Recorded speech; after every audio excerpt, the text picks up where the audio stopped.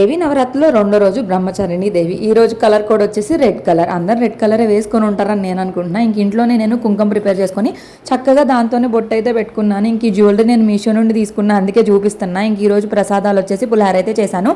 నిమ్మకాయ పులిహార చేశాను, చింతపండు పులిహార చేసేంత టైం లేదు. ఇక్కడ హవి గారు చూసారు కదా, జయ హనుమాన్ సీతాదేవి అని ఎంత చక్కగా చెప్తున్నాడు. ఇంకా టైం ఉందంటే గబగబా పప్పుకైతే ఇక్కడ అన్ని కట్ చేసుకుంటున్నా.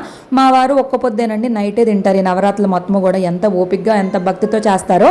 రోజు ఇదే టైమింగ్కి వెళ్తాం, టైమింగ్ అయితే మారలేదు. ఈ రోజు ఇంకా 2 నిమిషాల ముందు వెళ్ళాం, భలే అనిపించింది. హారతి టయానికి వెళ్ళి ఇలా దర్శనం చేసుకోవడం. అయితే విజయవాడ వెళ్ళేది ఉంది, విజయవాడ వెళ్ళేంత వరకు ఇక్కడికే వచ్చి దర్శనం చేసుకుందామని అయితే ఫిక్స్ అయిపోయాను. ఇది బొంతాలమ్మ గుడి తిరుపతిలోని. ఎంతమంది భక్తులు ఉన్నారో కరెక్ట్గా అభిషేకం చేసి అభిషేకం నీళ్లు అందరికీ ఇట్లా జల్లే టయానికి హారతి తీసుకునే టయానికి అయితే వెళ్తున్నాము.